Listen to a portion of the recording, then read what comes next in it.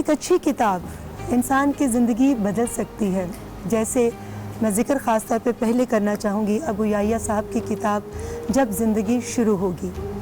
اس کتاب کو پڑھنے سے ایمان تازہ اور اللہ پر توکل بڑھ جاتا ہے. اس کتاب کے میں نے دوسری جو کہانی پڑھی اس کا نام تھا قسم اس وقت کی.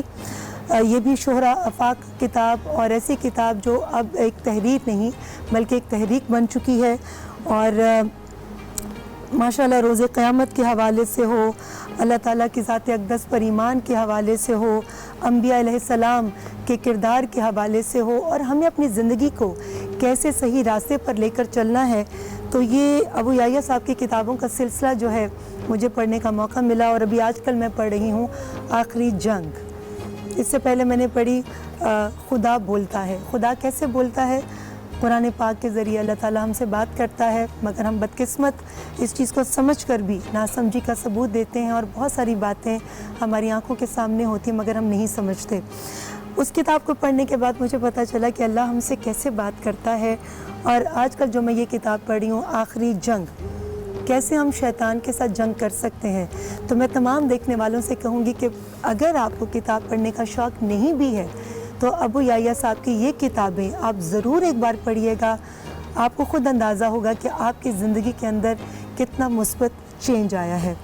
بہت شکریہ. اب اس کے ساتھ آگے میں اب ذکر کروں گی اسی طرح سے ایک بہت ہی خوبصورت شخصیت مرحوم زاہد ملک صاحب، ستارہ امتیاز پانے والے مرحوم زاہد ملک صاحب کی یہ دو کتابیں، مضامین قرآن حکیم اور مضامین احادیث نبوی، ایسی کتابیں ہیں جو دین کی سمجھ اور انسان کے کردار کو مضبوط بنانے میں مدد فراہم کرتی ہیں.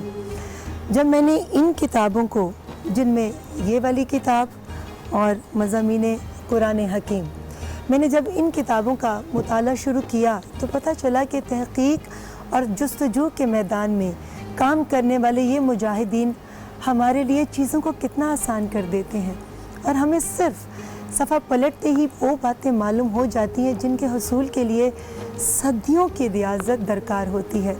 80 کی دہائی میں لکھی گئی ان دونوں کتابوں کو علم کے طالب علموں کی جانب سے خوب پذیرائی ملی، اور مجھے امید ہے کہ اب بھی آپ ان کتابوں سے مستفید ہوں گے، انہیں پڑھیں گے اور اپنے پیاروں تک بھی انہیں پہنچائیں گے.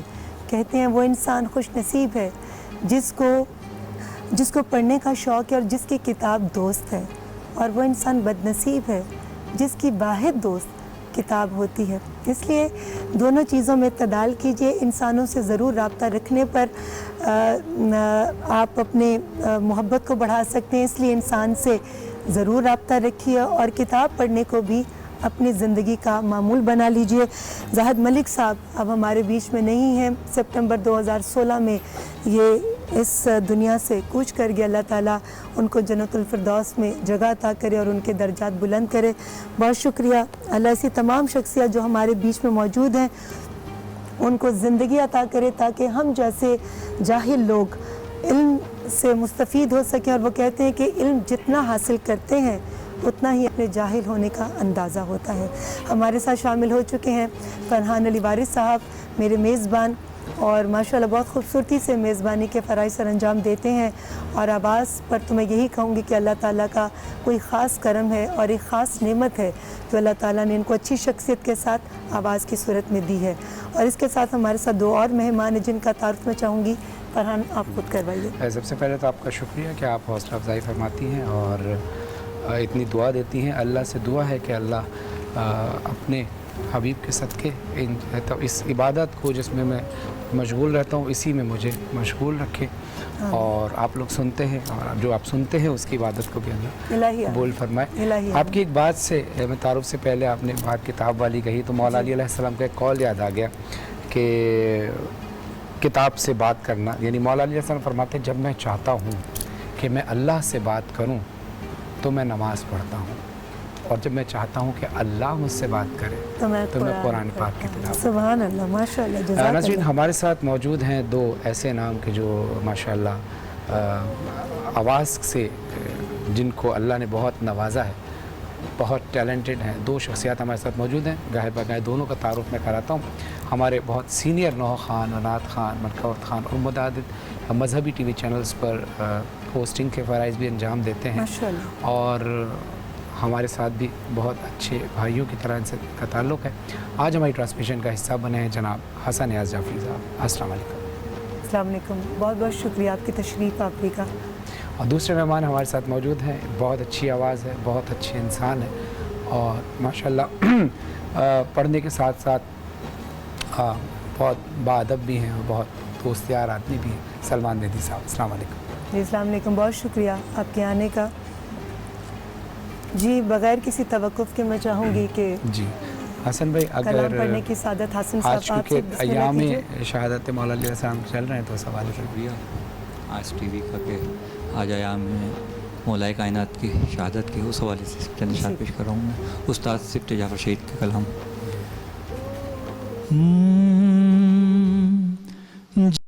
جا کو پکارا علی آ گئے,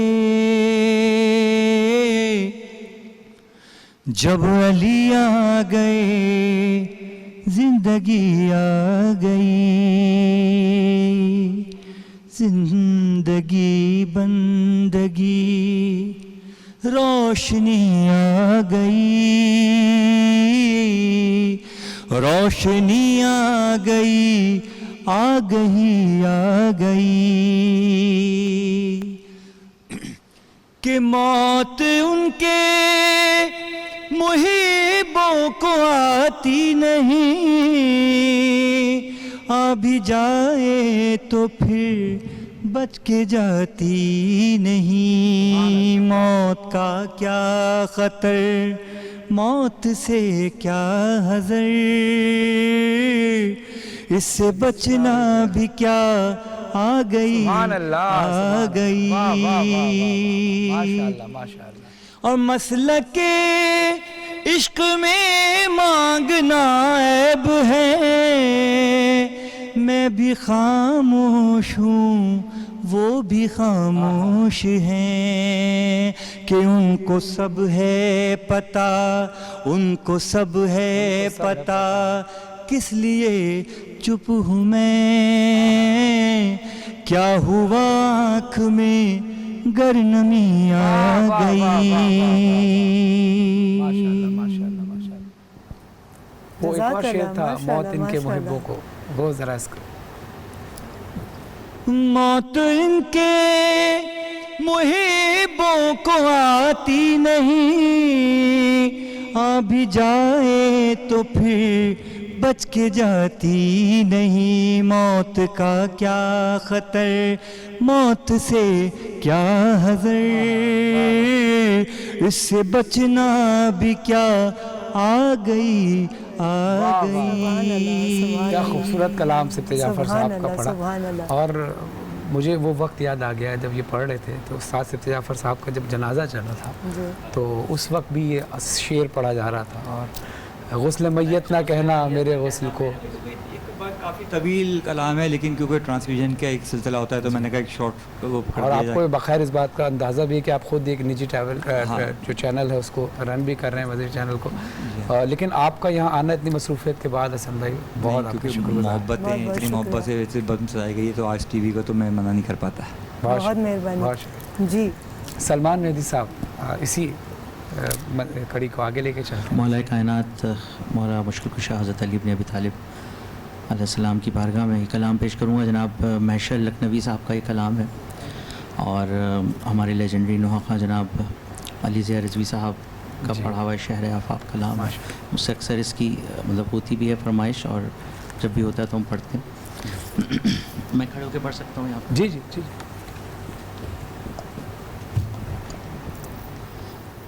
آپ صوفے پہ ایزی نہیں, یا اگر پرابلم, یا اگر یا یہاں پہ بھی آپ پڑھ سکتے ہیں اگر آپ صوفے پہ ایزی. ٹھیک ٹھیک ہے. شب چاک گریبان سحر گریہ کناں ہے, شب گریباں سحر گریہ گناہ ہے، مخلوق خدا مائل فریاد و فغاں ہے، مابین زمین آسماں محشر کا سماں ہے، 19ویں رمضان کا یہ حال بیان ہے، تاریخ یہ وہ ہے جو قیامت سے نہیں کم، اے مومنو سر پیٹو کرو گریہ و ماتم، فارغ جو تہجد سے ہوئے فاتح خیبر، اور صحن میں آئے جو ہی حجرے سے نکل کر، بس قصد کیا ہی تھا بھی جانے کا باہر،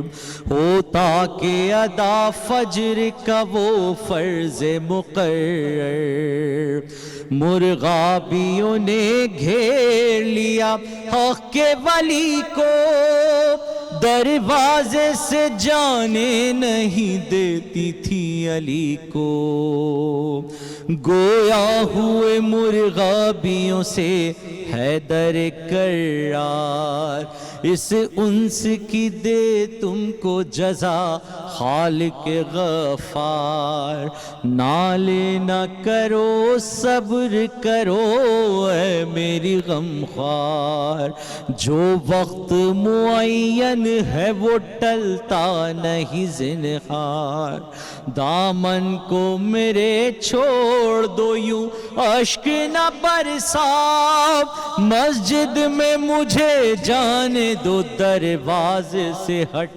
جاؤ، پہنچے جو ہی مسجد میں علی دیکھا یہ منظر، عہدہ پڑا سوتا ہے لئیم ایک زمین پر، جب اس کے قریب پہنچے تو گویا ہوئے حیدر، اٹھ پیر ہوئے ابلیس شقی اور ستمگر، معلوم ہے سب کس لیے تو آیا ہے کوفہ، کس کام کے کرنے کا یہاں پر ہے ارادہ، یہ کہہ کے اذان دینے لگے خلق کے مولا، محراب عبادت میں ہوئے زیب مصلی، مصروف ہوئے اطاعت میں اپنے شہ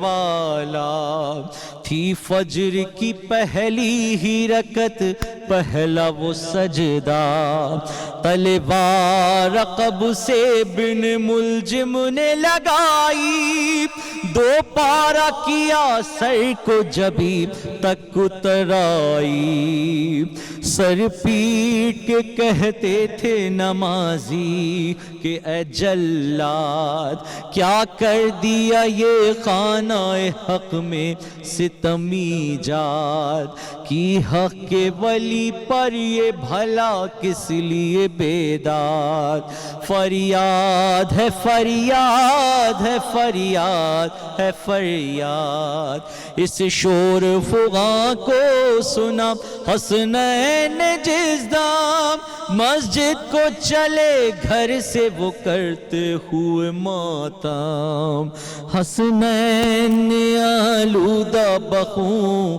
باپ کو پایا، وہ بین کیے جس کے منہ کو جگر آیا۔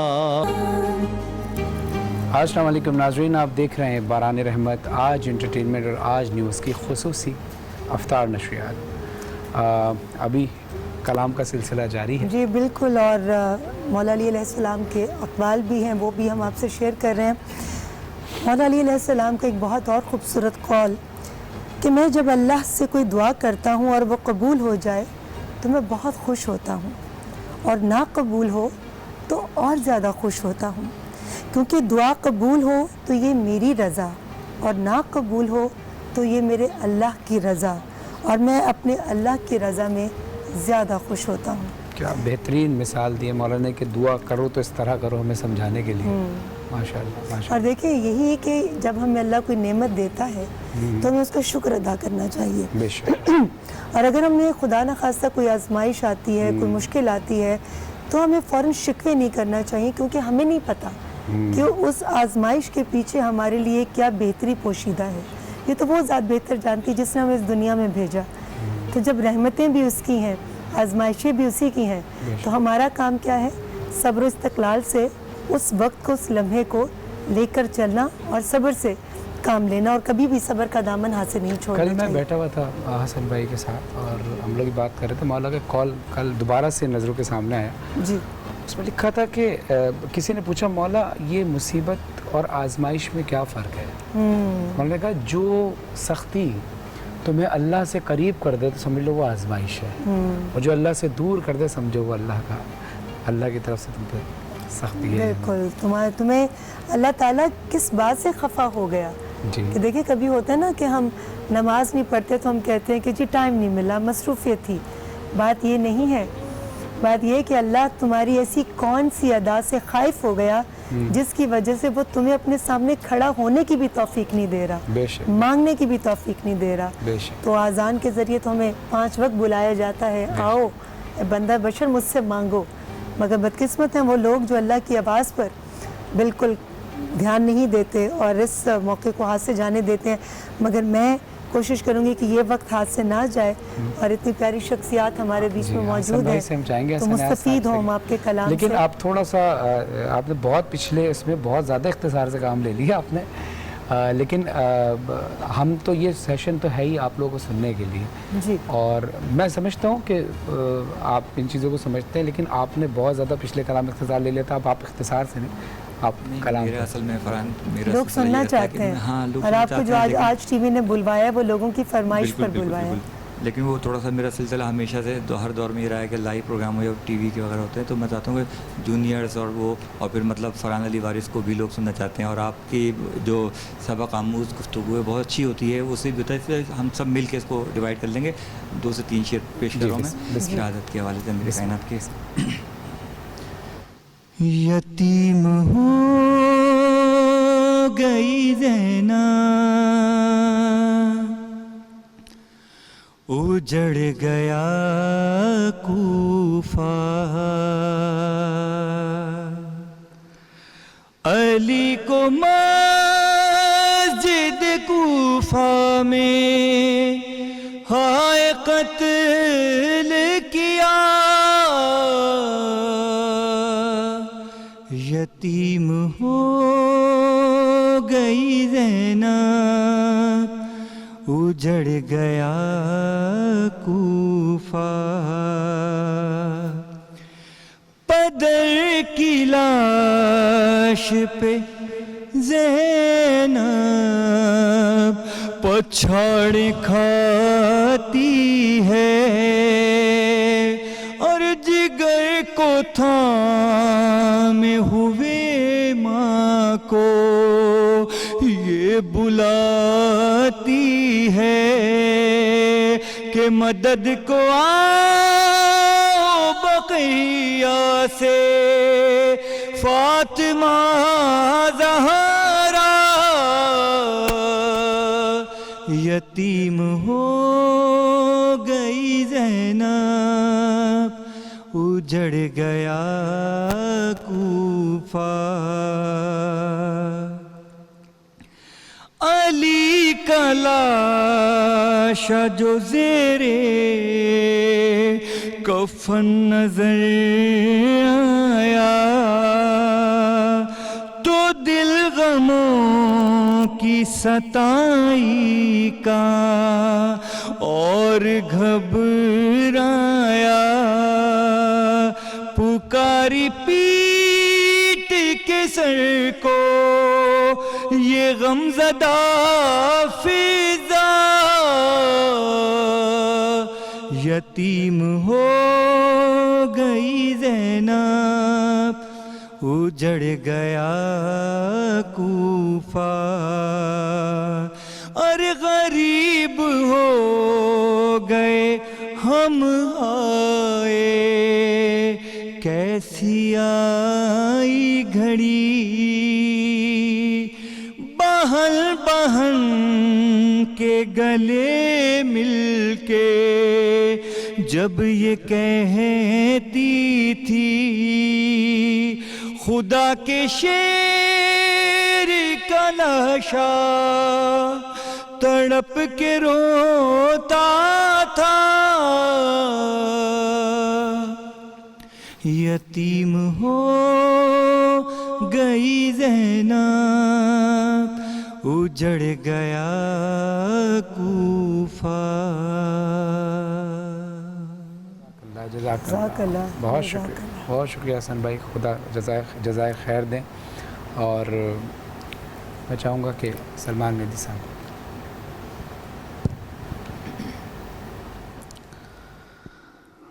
مسجد کوفہ ہے روزہ دار ہے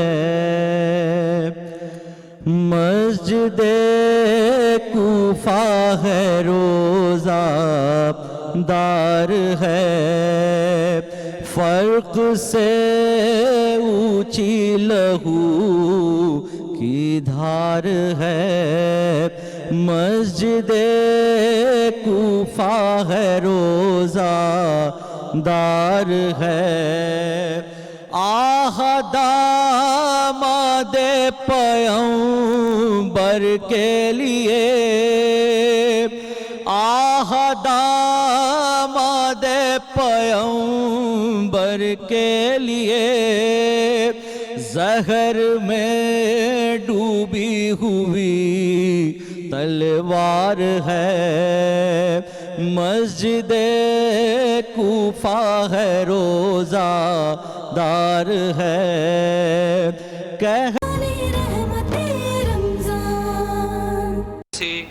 یہ پرسنل پروٹیکٹیو اکوپمنٹ کا جو ہے وہ نہ مل رہا ہو.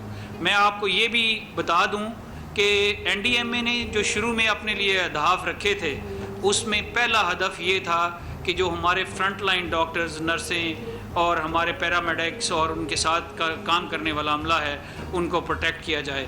اور اس کے لیے ہم نے الحمدللہ پہلا ٹرانش جو ہے تقریباً 39,000 ڈریسز کا وہ 5 اپریل کو بھیجا تھا. میں آپ کو یہ بھی بتا دوں کہ ابھی 5ویں ٹرانش کی جو ہے ترسیل جاری ہے.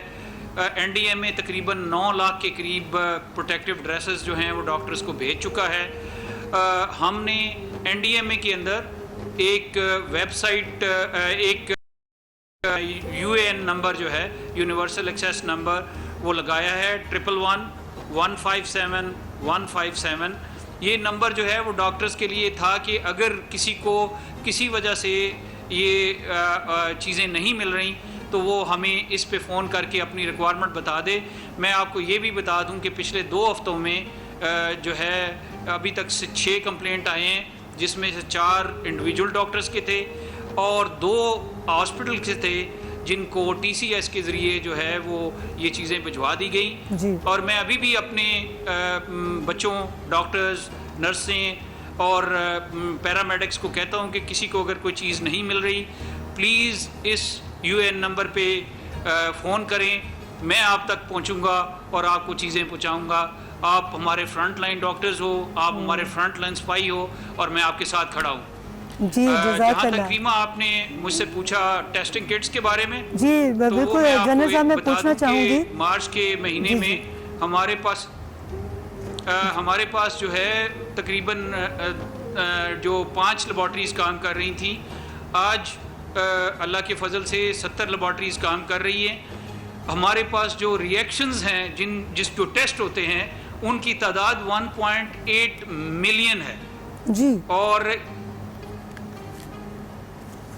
جنرل صاحب آپ نمبر دوبارہ ریپیٹ کر دیجیے گا. تمام یو اے نمبر جو ہے وہ دوبارہ ریپیٹ کر دیجیے تاکہ لوگوں کو پتہ چل سکے عوام سن سکے کہ کس نمبر سے وہ رجوع کر سکتے ہیں.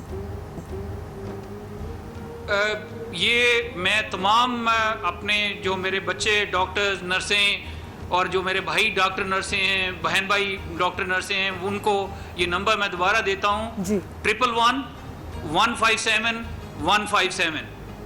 جی جی بہت شکریہ جنرل صاحب. مجھے معلوم ہے کہ آج وقت کم ہے اور آپ نے ابھی ایک میٹنگ میں جانا ہے, اس لیے میں چاہوں گی کہ جتنے میرے پاس سوال ہیں آپ سے میں سب سے پہلے ریکویسٹ کروں گی کہ آپ جوابات دے دیجیے گا.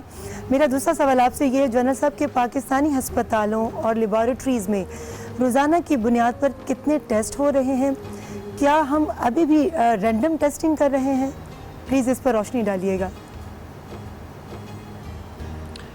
جی میں آپ کو بتاؤں کہ آج جیسے آپ نے میڈیا میں بھی دیکھا ہوگا کہ تقریباً 13,000 سے تھوڑے سے زیادہ ٹیسٹ ہوئے ہیں, اور ہم لوگ کوشش کرتے رہے ہیں کہ یہ ٹیسٹ جو ہے ان کو بڑھایا جا سکے تاکہ ایگزیکٹ نمبروں کا پتہ لگ سکے.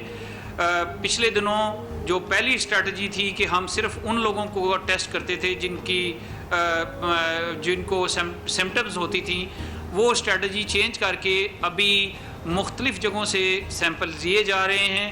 پنجاب گورنمنٹ نے ایون یہ بھی تجربہ کیا ہے کہ وہ رینڈم سیمپلنگ بھی کچھ جگہوں پہ لے رہے ہیں, اور میں آپ کو یہ بتا سکتا ہوں کہ اگر صوبے چاہیں تو ہماری یہ ٹیسٹوں کی تعداد جو ہے وہ کئی گنا زیادہ ہو سکتی ہے.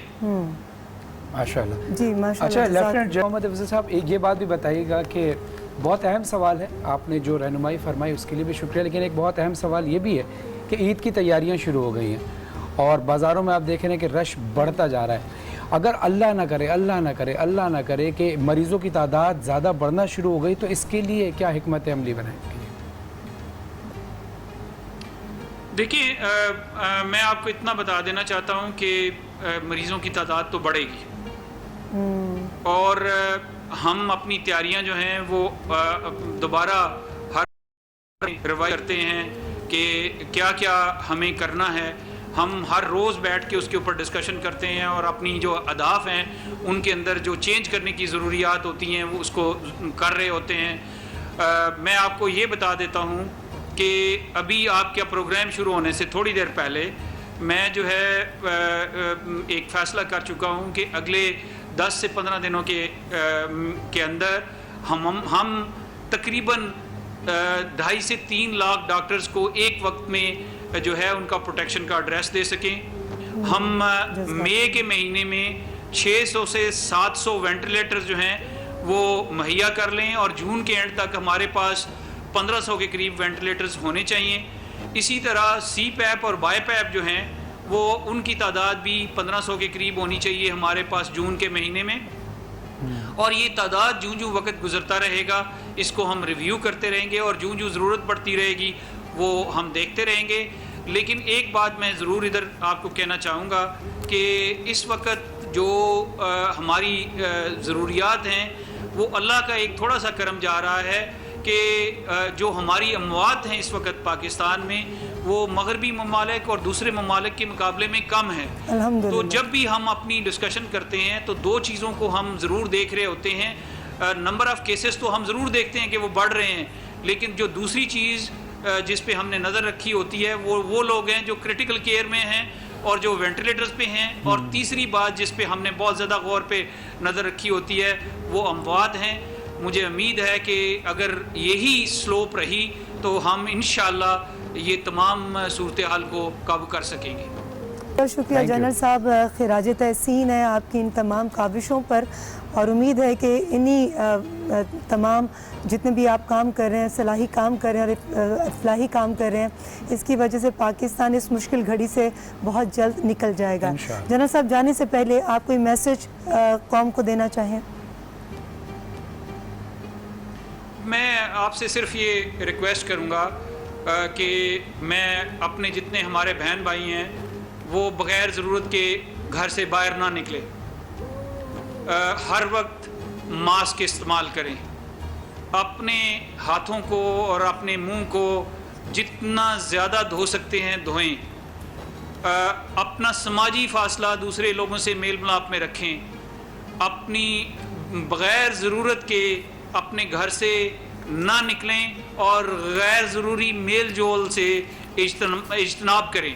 میں یہ بھی کہوں گا کہ اگر آپ یہ سارے کام کریں گے تو ان کاموں کی وجہ سے ہمارے ڈاکٹرز، ہماری نرسوں کے پاس مریضوں کا پریشر کم ہوگا، اور مریضوں کا پریشر کم ہوا اور ہمارے مسائل کم ہوئے تو ہم اللہ کے فضل و کرم سے، اللہ کی رحمت سے اس وبا پہ قابو پا لیں گے۔ جی شکریہ جنرل صاحب۔ جنرل لیفٹیننٹ جنرل محمد افضل صاحب ہمارے ساتھ تھے، آپ کا بہت بہت شکریہ۔ آپ کی تمام باتیں بہت اہم اور عوام کے فائدے کے لیے کہ تمام چیزوں کا ایک ہی حل ہے کہ ہم احتیاط سے کام لیں، کیونکہ احتیاط ہی ہمیں اس وبا سے بچا سکتی ہے۔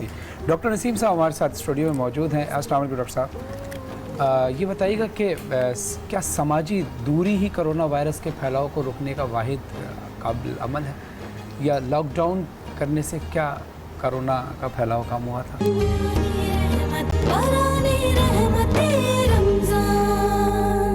تھا تو اس وقت پاکستان کو بھی، ہمارے فیصلہ سازوں کے پاس بھی دیگر ملکوں کی طرح اس کے حوالے سے کوئی تجربہ نہیں تھا، کوئی معلومات نہیں تھی۔ ایک ایسی وبا ہے، ایک ایسی بیماری ہے جس کا اس سے پہلے انسانی دنیا نے سامنا نہیں کیا، تو ہمارا ریئیکشن بھی اس وقت اسی طرح کا تھا جس طرح باقی دنیا کا تھا۔ سوچا گیا، سمجھا گیا، دنیا کے تجربات سے فائدہ اٹھایا گیا، اور خاص طور پہ جو WHO جو تھا اس کے جو SOPs تھے، اس کی جو گائیڈ لائن تھی، اس کو دیکھا گیا۔ اور ظاہر ہے کہ مشکل فیصلہ تھا، ہر ملک نے، وہ ممالک جو بڑی سائنسی ترقی کے لحاظ سے پیک پر ہیں، جو بڑے خوشحال ممالک ہیں، چین ہے، امریکہ ہے، برطانیہ ہے، جاپان ہے، سب ملکوں نے جو فیصلے کیے اپنی انوائرمنٹ کے مطابق کیے۔ ہم نے جو فیصلہ کیا سوچ سمجھ کر، دنیا کے تجربات سے سیکھ کر، ایک تو امیڈیٹلی یہ دیکھا گیا کہ ہمیں لاک ڈاؤن کرنا ہے، کیونکہ اس کے علاوہ اور کوئی راستہ نہ تھا۔ لاک ڈاؤن کرنے کے بعد جب جیسے جیسے دن گزرتے گئے، انالائز کیا گیا تو محسوس یہ کیا گیا کہ سب سے بڑا چیلنج یہ ہے کہ لوگوں کو، اپنے ملک کے شہریوں کو وبا سے بچانا ہے، اس وبا کے پھیلاؤ سے بچانا ہے، اور ساتھ ساتھ ایک ایسا توازن پیدا کرنا ہے جس توازن کے تحت کاروبار کا پہیہ بھی چلے، لوگوں میں وبا بھی نہ پھیلے، وہ اس کا شکار بھی نہ ہو، اور ساتھ ساتھ بھوک اور افلاس کا سامنا بھی نہ ہو، یعنی پاورٹی اور جو غربت ہے اس کا سامنا بھی نہ ہو، اور ساتھ ساتھ کرونا کا سامنا بھی نہ ہو۔ تو یہ ایک ایسا چیلنج تھا جس چیلنج کو دیکھتے ہوئے پہلے لاک ڈاؤن کیا گیا، پھر اس کے بعد اس کو جزوی طور پر ختم کیا گیا سمارٹ لاک ڈاؤن میں، یعنی دکانیں کھولی گئی، گروسری کی دکانیں کھولی گئی، ایسی دکانیں کھولی گئی، بیکری کی دکانیں کھولی گئی جو عام آدمی کو روزمرہ کی ضرورت پڑتی ہے۔ اس کے بعد جب اس کو مزید آگے سامنے آیا اور دیکھا یہ گیا کہ لوگوں کی مشکلات میں اضافہ ہو رہا ہے، تو پھر اس کو نرم کیا گیا۔ لیکن ساتھ ساتھ ان 3 ماہ میں ہم سب لوگوں نے، جو کہ باشعور لوگ ہیں، جو کہ میڈیا کو دیکھتے ہیں، میڈیا کو فالو کرتے ہیں، ان 3 مہینوں میں سیکھ جانا چاہیے تھا، اور سیکھ گئے ہیں لوگ، اور ان کو مزید سیکھنا چاہیے۔ سب کو معلوم ہے کہ سوشل ڈسٹینس رکھنا ہے، سب کو معلوم ہے کہ اس کے پریکاشنری سٹیپس ہیں، اس کی دوائی کوئی نہیں ہے، اور اگلے کئی سال، کم از کم 2 سال ایسی مؤثر دوائی کا کوئی امکان نہیں ہے۔ اور جب کوئی ویکسین آئے گی، ویکسین بھی پریونشن کے لیے ہوتی ہے، پریکاشنری کے طور پہ ہوتی ہے، بیمار ہونے سے پہلے علاج کے لیے ہوتی ہے۔ جب بندہ بیمار ہو جائے تو ویکسین اس وقت مددگار نہیں ہوتی۔ تو اس لیے ان سب کو معلوم ہے کہ اب جو ہے فیصلے ایک ایسے توازن کے ساتھ فیصلے کرنے ہیں۔ امریکہ نے فیصلے اپنے حالات کے مطابق کرنے ہیں، نیو یارک کے گورنر نے اپنے حالات کے مطابق کرنے ہیں۔ ہمارے حالات میں جہاں غربت ہے، جہاں لوگوں نے دیہڑی کرنی ہے، جہاں لوگوں نے روزمرہ کمائی کر کے کھانا ہے، ان لوگوں کے لیے فیصلہ کرنا ظاہر ہے کہ مختلف چیلنج ہے۔ ہماری حکومت جو ہے، ہمارے جو فیصلہ ساز ہیں، ان کو اسی چیلنج کا سامنا ہے، اور اسی چیلنج کا سامنا کرتے ہوئے وقتاً فوقتاً فیصلوں کو تبدیل کیا جاتا ہے۔ اب دیکھنا یہ ہے کہ ہم اور ہمارا میڈیا اور ہماری انتظامیہ اور ہماری حکومت ان حفاظتی تدابیر کو کس حد تک اختیار کرتی ہے جو حفاظتی تدابیر اس وقت دنیا میں مروجہ ہیں، اور ان کے علاوہ اور کوئی راستہ نہیں ہے۔ اگر ہم وہ راستہ اپنائیں گے، لاک ڈاؤن بھی رکھیں گے، نرمی بھی رکھیں گے، تو تب ہم کہیں جا کے آئندہ آنے والے 1-2 مہینوں میں ایک ایسی پالیسی پر کاربند ہو سکیں گے کہ وبا کا سامنا بھی نہیں ہوگا، وبا کا پھیلاؤ بھی نہیں ہوگا، اور ہم اپنا کاروبار، اپنا معاش جو ہے، اپنا روزگار، اس کو بھی جاری رکھ پائیں گے۔ جی بالکل ٹھیک ہے آپ نے چودھری صاحب، لیکن ویکسین کے حوالے سے تو جیسے کہ ہم سب لوگوں کو معلوم ہے کہ پوری دنیا کے سائنسدان جو اس پہ ریسرچ کر رہے ہیں، تو ٹیکس ٹائم، وہ 3 سے 6 ماہ، 6 سے 12 اور شاید اس سے بھی زیادہ وقت لگ سکتا ہے، لیکن بات وہی آ جاتی ہے کہ احتیاط سے کام لینا چاہیے جب تک اس کی پراپر ویکسین نہیں آتی، اور عوام کو یہی ریکویسٹ کریں گے کہ جس طرح حکومت محنت کر رہی ہے، تمام ادارے آپ کو بار بار تلقین کر رہے ہیں، آپ کو ریکویسٹ کر رہے ہیں، اور آپ ہی کی زندگیوں کے لیے آپ سے تنبیہ کی جا رہی ہے کہ خدا را احتیاط سے کام لیجئے، اور اگر آپ بازاروں میں نکلے ہیں تو بھی احتیاط کا دامن ہاتھ سے مت چھوڑیے، کیونکہ احتیاط افسوس سے بہتر ہے۔ جی شبیر انور صاحب ہمارے ساتھ موجود ہیں۔ شبیر انور صاحب السلام علیکم۔ وعلیکم السلام۔ سب سے پہلے تو آپ کا شکریہ، آپ تشریف لائے. آپ سے سوال یہ کہ وزارت اطلاعات کرونا وائرس کے حوالے سے آگاہی پھیلانے کے لیے کیا تیاری کر رہی ہے، اور اس وبا سے بچنے کے لیے عوام میں شعور اجاگر کرنا کیوں ضروری ہے؟ بسم اللہ الرحمن الرحیم. سب سے پہلے تو میں بتاؤں کہ کوئی بھی قومی کرائسس ہو تو اس میں ایک چیز جو انگریزی میں کہتے ہیں to help the people help themselves, جی لوگوں کی مدد کریں کہ وہ اپنی مدد کیسے کر سکتے ہیں. کیا بات ہے. تو یہ مدد کیونکہ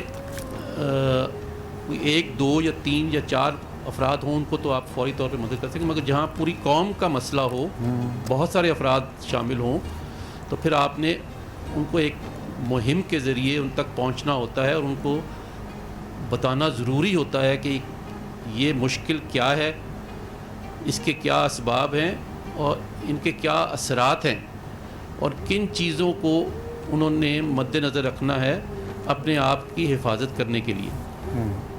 تو دیر فور یہ جو اویئرنیس ہے اس لیے بھی لازمی ہوتی ہے کہ لوگوں کو کمپلیٹ انفارمیشن نہیں ہوتی. کوئی بھی آپ قومی المیہ ہو، کوئی قدرتی آفات کوئی آئیں، کوئی سیلاب ہو، خدا نخواستہ کوئی زلزلہ آئے، یا پچھلے دنوں میں ہم دہشت گردی کا بھی ایک مقابلہ کر رہی تھی قوم پوری مل کے. تو لوگوں کو ایسے حالات میں انفارمیشن کی ڈیمانڈ بڑھ جاتی ہے، وہ زیادہ سے زیادہ معلومات حاصل کرنے کی کوشش کرتے ہیں. تو ان کو پھر گائیڈ کرنے کی بھی ضرورت پڑتی ہے. نہ صرف یہ کہ آپ نے ان کو انفارم کرنا ہے، ان کو ایجوکیٹ کرنا ہے، بلکہ ان کو پھر گائیڈ بھی کرنا ہے کہ انہوں نے اپنے کیسے ان حالات سے لڑنا ہے یا مقابلہ کرنا ہے. تو موجودہ صورتحال میں بھی یہی کوشش ہے منسٹری آف انفارمیشن کی، بلکہ حکومت پاکستان کی، بلکہ ساری قوم کی ایک لحاظ سے کوشش ہے. میں تو کہوں گا آئی مسٹ اپریشیٹ کہ منسٹری نے جب منسٹری کا کام ہی ہے رابطہ رکھنا، ذرائع ابلاغ کے تمام اداروں سے جب رابطے ان کے ہوئے تو اداروں نے اپنے طور پہ خود پبلک سروس میسیجز ڈیولپ کیے اور لوگوں تک پہنچے، لوگوں میں آگاہی پیدا کی. بہت ساری کمپنیز ہیں جنہوں نے بنا کے پروڈکٹس دیے مختلف کمپینز کی صورت میں، اخبارات کو بھی اور چینلز کو بھی. سو ساری قوم آئی مسٹ سے ہیڈز پارٹیسپیٹڈ. گورنمنٹ کا کام تو ہوتا ہے کوآرڈینیٹ کرنا، مدد کرنا، مزید مدد کرنا. تو اس لحاظ سے ministry information, let me start from this studio, میں اور آپ ہم سب بیٹھے ہوئے ہیں جی. آپ اس منسٹری انفارمیشن کی اس کوشش کا حصہ ہیں، and I am proud of you. آپ نے جس طریقے سے یہ پچھلے چند پروگرام کیے اور جس اعلیٰ طریقے سے کیے، آئی مسٹ اپریشیٹ بہت شکریہ کہ you are part of the Ministry of Informations efforts. تو اس کے علاوہ میں تھوڑا سا ذکر کر دوں، منسٹری انفارمیشن کا یہ جو پروجیکٹ ہے جس کا میرے ذمے جس کی ذمہ داریاں دی گئی ہیں، ہمارا ایک ایسا پروگرام بھی ہے جو کہ ٹیلی ویژن، ریڈیو، سوشل میڈیا سے ذرا ہٹ کے ہے. وہ یہ ہے کہ لوگوں تک پہنچنا مختلف ڈسٹرکٹس میں. تو ہم مختلف ڈسٹرکٹس میں جا کے کچھ ایسے طریقوں سے لوگوں تک پہنچ رہے ہیں کہ لوگوں کو چھوٹے چھوٹے پیغامات، یہ جو 20 پوائنٹ پہ ایگریمنٹ ہوا پریزیڈنٹ صاحب کا اور علماء کا درمیان، بہت اچھی کوشش تھی.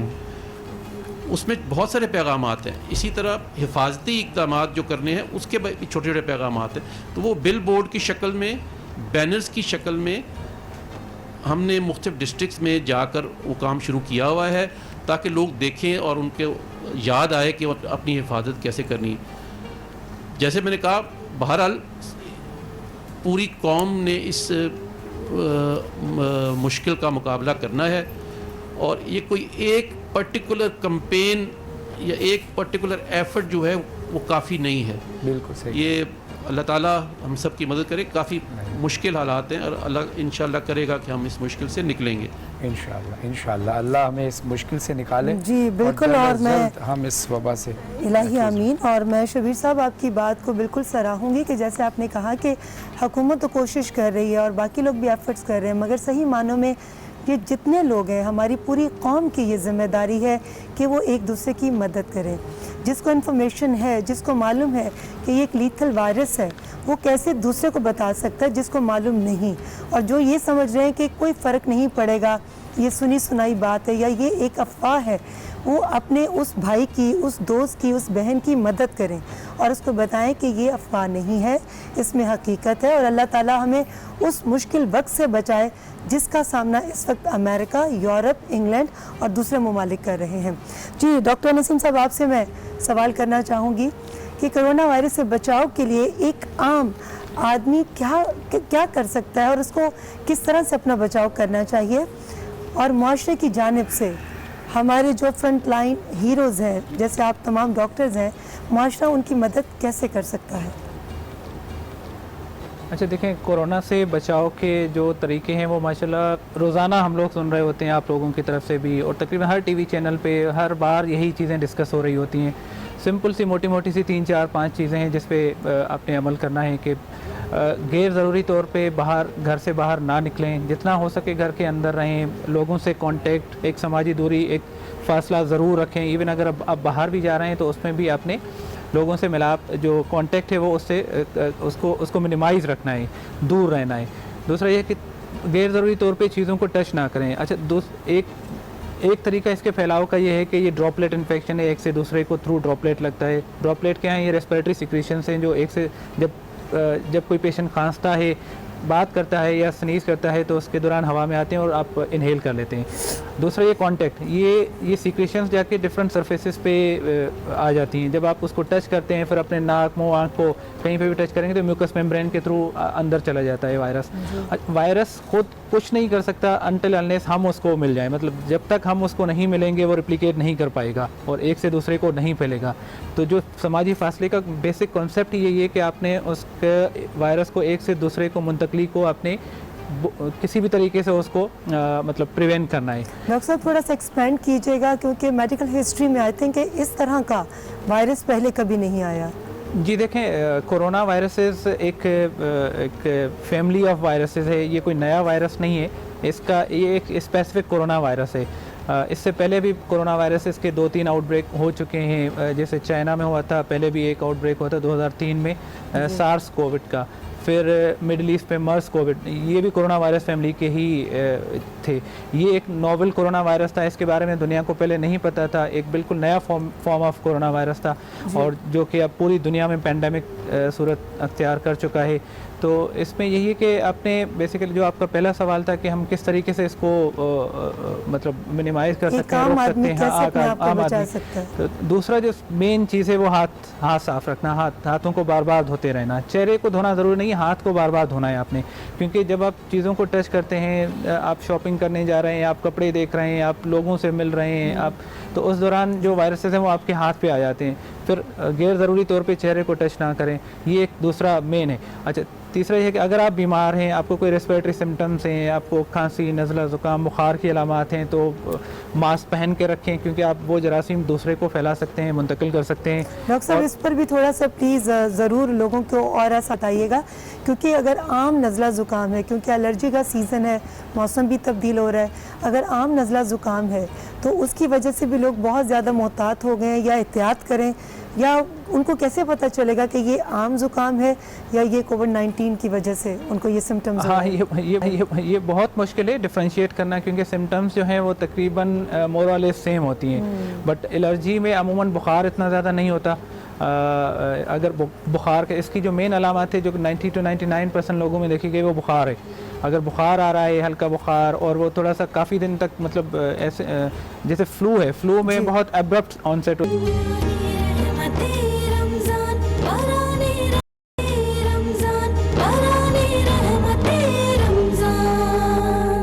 طارق چوہدری صاحب نے بات کی تھی کہ خبر لوگوں تک پہنچنی بھی ضروری ہے. جہاں احتیاطی تدابیر اور باقی چیزیں ان کو آپ احتیاط کرنے کے طریقے بتا رہے ہیں، وہاں خبر کا پہنچنا بھی ضروری ہے. خبر کے پہنچنے کے بہت سے ذرائع ہوتے ہیں، ایک تو نمائندوں کے ذریعے پہنچتی ہیں اور ریڈیو اور ٹیلی ویژن کے ذریعے، مگر خبر کہاں سے جنریٹ ہوتی ہے؟ کرائسس سچویشن میں یا ہنگامی حالات میں لوگ ایکسپیکٹ کر رہے ہوتے ہیں کہ کیا کسی کو ان کی کوئی فکر ہے، ان کا پھر دھیان جاتا ہے حکومت کی طرف، صدر کی طرف، وزیر اعظم کی طرف، وزیروں کی طرف، انتظامیہ کی طرف، کہ کیا کوئی ہمارے بارے میں کوئی فکر مند ہے کہ نہیں. تو جب ان کی طرف سے کوئی میسج آتا ہے تو وہ خبر بھی ہوتی ہے، ان کے لیے حوصلہ بھی ہوتا ہے. سو جتنی بھی ایفرٹس ہوتی ہیں، یہ چاہے کمپینز کی شکل میں ہوں، منسٹری انفارمیشن یا این ڈی ایم اے نے بہت خوبصورت کمپین چلائی ہوئی ہے، پی ٹی اے نے چلائی ہے، پروونشل گورنمنٹس نے، یہ سارا ایک ذریعہ ہے نہ صرف لوگوں کو ایجوکیٹ کرنا، گائیڈ کرنا، بلکہ ان کو ایک حوصلہ دینا کہ ہاں حکومت موجود ہے اور ان کے بارے میں فکر مند ہے. ایک تو یہ چیز بتانی ضروری ہے. جی. دوسرا یہ ہے، جیسے میں پھر دوبارہ بات وہیں سے شروع کروں گا جہاں طارق چودھری صاحب نے کہا تھا، فیک نیوز جہاں پہ یہ ذکر کیا ٹوٹکے اور علاج لوگ بتاتے ہیں اور اس پہ کئی دفعہ عمل کر کے نقصان ہوتا ہے لوگوں کا. یہ فیک نیوز سے 2-3 اور چیزیں بھی ہیں جن کا ہنگامی حالات میں ذہن میں رکھنا بہت ضروری ہے. فیک نیوز سے مایوسی پھیل سکتی ہے لوگوں کے اندر، صحیح، اور مایوسی سے، ڈپریشن سے لوگوں کو نکالنا بڑا مشکل ہوتا ہے. جی. دوسرا، پینک پھیل سکتا ہے، پینک پھیلنے سے مزید نقصانات ہو سکتے ہیں. دیئرفور یہ جو فیک نیوز ہے اس کو بھی روکنا اور اس کا بھی مقابلہ کرنا اتنا ہی ضروری ہے جتنا کہ ہنگامی حالات کا. تو اس سلسلے میں وزارت اطلاعات نے ایک کمپین ڈیولپ کر لی ہے جو کہ بہت جلد ہم انشاءاللہ لوگوں تک پہنچائیں گے کہ وہ کیسے فیک نیوز کو آئیڈینٹیفائی کر سکتے ہیں، کیسے اس کو ویریفائی کر سکتے ہیں. ایک تو بہت آسان طریقہ میں آپ کو بتا دوں کہ آپ اپنے کسی قریبی عزیز و اقارب، کسی استاد سے رابطہ کریں کہ جی اس قسم کی خبر پھیلی ہوئی ہے، کیا آپ سمجھتے ہیں کہ ٹھیک ہے؟ اس سے بھی آپ کو فوری طور پہ ایک مل سکتے ہیں. اس کے علاوہ پلیٹ فارمز بہت سارے ہیں جو کہ ہماری کمپینز میں ہم آپ بتائیں گے منسٹری انفارمیشن کے کہ کون کون سے پلیٹ فارمز ہیں، کون کون سے ذرائع ہیں، کون کون سی ہیلپ لائنز ہیں جہاں سے آپ ویریفائی کر سکتے ہیں انفارمیشن جو کہ آپ کو چاہیے. تو جب یہ چیزیں ویریفائی ہونی شروع ہو جائیں گی تو پھر لوگوں کے اندر اعتماد پیدا ہوگا. اعتماد پیدا ہوگا تو پھر وہ ان جو احتیاطی تدابیر ہیں ان پہ عمل کرنے کی طرف بڑھیں گے. ایک اور چیز مینشن کروں، ایک اور ہمارا ایک جو ہرڈل محسوس کرتے ہیں ہم،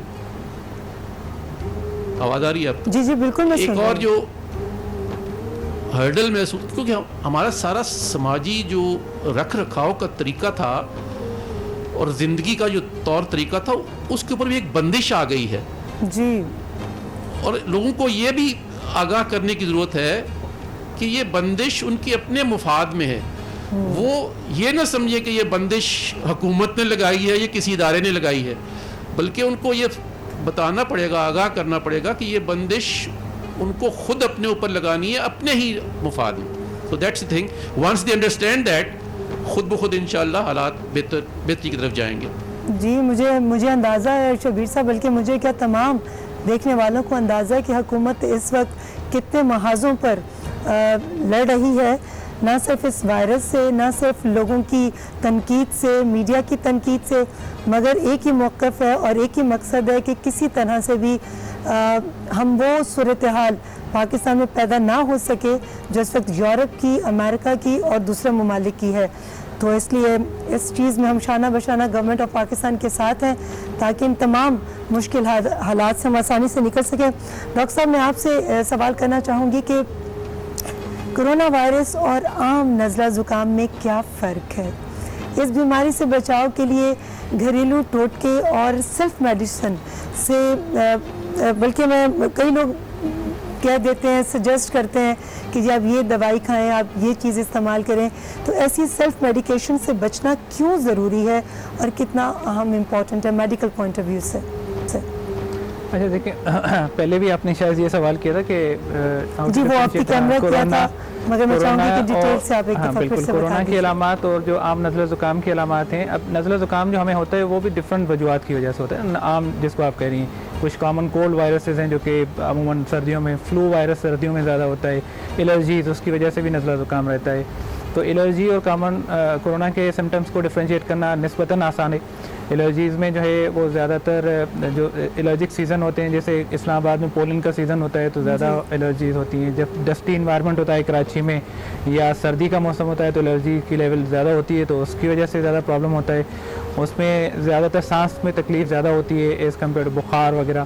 اس میں بخار زیادہ ہوتا ہے اور کھانسی رہتی ہے. جو فلو انفلوئنزا وائرس ہے, فلو, وہ ایبرپٹ آنسیٹ ہے, یہ تھوڑا انسیریس آنسیٹ ہے کہ تھوڑا ٹائم کے ساتھ گریجولی سمٹم ڈیولپ ہوتی ہیں. اس میں بہت اچانک سمٹم ہوتی ہیں کہ ایک دن میں آپ کو سب کچھ نزلہ زکام 1-2 دن کے اندر شروع ہو جائے گا. اس کا جو انکیوبیشن پیریڈ ہے, انکیوبیشن پیریڈ بتاؤں کہ بھائی جب پیشنٹ انفیکٹ ہوتا ہے اور جب علامات شروع ہوتی ہیں وہ 1 سے 14 دن کے درمیان ہے. فلو کا جو انکیوبیشن پیریڈ ہے وہ 1 سے 3 دن کے درمیان ہے. تو اس کی سمٹم گریجولی ڈیولپ ہوں گی, ان کی سمٹم تھوڑی سی ایبرپٹ ہوتی ہیں. باقی سمٹمس مور اور لیس سیم ہے. تو اس سیزن میں خاص کر کے جب بہت ساری چیزیں کی الرجی بھی ہے اور بھی نزلہ زکام کے وجوہات ہو سکتی ہیں اور ساتھ میں کورونا بھی چل رہا ہے, تو ڈفرینشیٹ کرنا بہت مشکل ہے.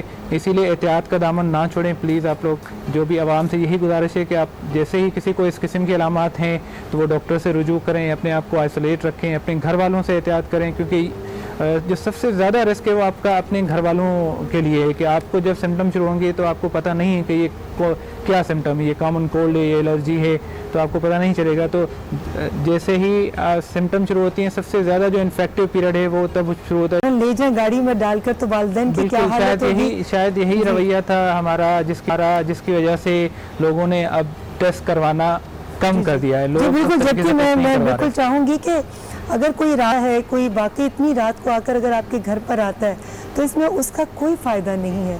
وہ صرف اور صرف ہماری بہتری کے لیے, ہمارے گھر والوں کی بہتری کے لیے, کہ اگر کوئی ایک افیکٹو ہے تو اس کی وجہ سے باقی گھر والے متاثر نہ ہوں. ڈاکٹر صاحب پلیز اس پر پہلے یہی پالیسی تھی گورنمنٹ کی بھی, اور شاید یہ کہ بھائی جس پیشنٹ میں بھی یہ علامات ظاہر ہوں اور کووڈ پازیٹیو آ جاتا ہے تو اس کو آئسولیٹ کر کے کسی آئسولیشن سینٹر میں رکھا جائے. اب جیسے اب سندھ گورنمنٹ کی بھی ایڈوائزری آ گئی ہے, پنجاب گورنمنٹ نے بھی یہ سلسلہ شروع کر دیا ہے کہ ہوم کوارنٹائن, مطلب اگر آپ میں علامات ہیں یا آپ کووڈ پازیٹیو آ گئے ہیں تو ناٹ نیسیسری کہ آپ کو ہاسپٹل میں رکھا جائے یا کسی اسپیشل سینٹر میں رکھا جائے. اگر آپ میں بہت مائلڈ سمٹم ہے تو آپ کو گھر پہ رکھا جا سکتا ہے. وہ جو شروع میں پکڑ دھکڑ کا عمل تھا وہ اب بہت کم ہو گئے, تو اس سے بھی فرق پڑنا چاہیے. بٹ لوگ ابھی بھی ڈرے ہوئے ہیں کیونکہ ایک مرتبہ جب پازیٹیو آ جاتے تو وہ ایک ہمارا کچھ سوشل اسٹرکچر ایسا ہے کہ لوگ جو محلے والے پھر ان کو پتہ چل جائے گا. تو پلیز ان باتوں سے نکلیں کیونکہ یہ ایک بیماری ہے, اس کو سوشل اسٹگما نہ بننے دیں, اس کو ایز اے بیماری ہی دیکھنا چاہیے. جب تک ہم اس کو سمجھیں گے نہیں اس سچویشن کو, اس سے نکلنا بہت مشکل ہے. اگر آپ کووڈ پازیٹیو آ گئے ہیں, مائلڈ سمٹم ہیں, گھر پہ رہیں. گھر میں بھی آپ ہوم آئسولیشن میں گھر میں بھی آپ اگر آپ کے پاس 2-3 کمرے ہیں تو وہ جو مریض ہے وہ الگ رہے, باقی لوگ ان سے دور رہیں, بچے اسپیشلی دور رہیں, پریگننٹ فیمیل ہیں. اور سب سے زیادہ جو رسک ہے وہ ہمارے ماں باپ کو, جن کی ایج 60-70 سال سے زیادہ ہے. سب سے زیادہ رسک جو ہے نا ان کو ہے, تو ان کو بچانا ہے تاکہ یہ وائرس ہم سے ان کو منتقل نہ ہو. بہت شکریہ ڈاکٹر صاحب. ڈاکٹر صاحب نے جیسے کہا کہ ہمیں بس احتیاط سے کام لینا ہے, اور خاص طور پر ہمارے جو بزرگ ہیں ہمیں ان کی زندگی صحت کے لیے بہت بہت احتیاط کرنی ہے. جی بالکل ٹھیک کہا آپ نے. طارق چودھری صاحب, آپ سے میں یہ پوچھنا چاہتا ہوں کہ اس وبا سے بچاؤ کے حوالے سے آپ میڈیا ورکرز اور عوام کو کیا پیغام دیں گے؟ جی میں نے عرض کیا, اب دوبارہ عرض کرتا ہوں کہ میرا پیغام یہ ہے کہ زندگی جو ہے وہ بڑی خوبصورت ہے. صحت مند زندگی اس سے بھی زیادہ خوبصورت ہے اور خوبصورت ترین چیز ہے. اپنی صحت کی حفاظت کریں, اپنی زندگی کی حفاظت کریں. اگر ہم اگلے 15-20 دن, اگلے 1 مہینہ سموسوں اور پکوڑوں کے بغیر زندگی گزار لیں گے تو کچھ نہیں ہوگا. اگر ہم جوتے اور کپڑے لینے بازار نہیں جائیں گے تو کچھ نہیں ہوگا. ہماری عید جو ہے اگر صحت مند ہوئی, اگر ہم اپنی فیملی کے ساتھ ہوئے, اپنے احباب کے ساتھ ہوئے, تو وہ عید جو ہے وہ نئے کپڑوں کے بغیر بھی خوبصورت ہو جائے گی. لیکن اگر ہم خدا نخواستہ بیمار ہو گئے, اس وائرس کا شکار ہو گئے, تو وہ عید جو ہمیں تنہائی میں گزارنی پڑے گی, بیماری کی حالت میں گزارنی پڑے گی, وہ کیسی ہوگی اس کا ہم تصور کر سکتے ہیں. دیکھیے انسان کی ریزیلینس جو ہے وہ اس کا دنیا میں کوئی چیز مقابلہ نہیں کر سکتی. گزشتہ 100 سال میں انسان نے, آج سے 100 سال پہلے طاعون آتا تھا تو بستیوں کی بستیاں ویران ہو جاتی تھی, ہیضہ آتا تھا تو بستیوں کی بستیاں ویران ہو جاتی تھی. انسان نے ان کو شکست دی ہے. آج سے 40 سال پہلے صرف ٹی بی ایک لا علاج مرض تھا, آج ٹی بی کا نام و نشان نہیں ہے, اکا دکا مریض نظر آتے ہیں. کینسر بہت بڑا مرض تھا, آج بھی ہے, لیکن آج بھی اس کے علاج دریافت ہو چکے ہیں. جو یہ پولیو ہے, دنیا میں اکثر ممالک سوائے 2 ملکوں کے اس کو شکست دے چکے ہیں. انشاءاللہ انسان جو ہے, انسان کی جو اجتماعی دانش ہے, اس کی جو عقل ہے, وہ اس کرونا وائرس کو شکست دے گی, انسان جیتے گا. لیکن جب تک ہم نہیں جیت جاتے, جب تک ہم فتح حاصل نہیں کر لیتے, اس وقت تک جس طرح جب سپاہی لڑ رہا ہوتا ہے تو اپنے لڑتا بھی ہے, لیکن ساتھ اپنے آگے ڈال رکھتا ہے اپنے آپ کو بچانے کے لیے, دشمن کے وار سے بچانے کے لیے. ہمیں اس ڈال کے اندر رہنا ہے, اپنے آپ کو بچانا ہے اور لڑتے ہوئے اس وبا کو شکست دینی ہے. بہت شکریہ چودھری صاحب, آپ نے رہنمائی فرمائی اور آپ تمام مہمانوں کا بھی ہم شکریہ ادا کرتے ہیں. جی اور میرے خیال سے اب پروگرام کا وقت ختم ہوا, اختتام ہو گیا ہے. آپ کا شکریہ ادا کرتے ہیں ناظرین کہ آپ نے اس پروگرام کو دیکھا, اور یقیناً آپ کو اس پروگرام سے بہت ساری رہنمائی حاصل ہوئی ہوگی اور آپ کو بہت سارے سوالات کے جواب ملے ہوں گے. آج کے پروگرام کے اختتام سے پہلے ہم وہی عوامی سروے جو پروگرام کے شروع میں کیا گیا تھا دوبارہ کریں گے, تاکہ ہم اندازہ لگا سکیں کہ پرعزم پاکستان پروگرام کی وجہ سے آپ کی رائے میں کیا کوئی تبدیلی آئی ہے. جی ہاں, اور آج کا سوال یہ تھا کہ کیا لاک ڈاؤن کرونا وائرس کا پھیلاؤ روک سکتا ہے اور کیا روکنے کے لیے ضروری ہے. اگر آپ کا جواب ہاں ہے تو 1 ٹائپ کیجیے, اور اگر آپ کا جواب نہیں ہے تو 2 لکھ کر 4473 پر SMS کر دیجیے. آپ آج ٹی وی کے ٹویٹر اور فیس بک کے ذریعے بھی اس سروے میں شامل ہو سکتے ہیں. لاک ڈاؤن سے متاثرہ بہن بھائیوں کی مالی امداد کے لیے وزیر اعظم پاکستان کی کووڈ-19 ریلیف فنڈ میں اپنے عطیات کو جمع کرائیے.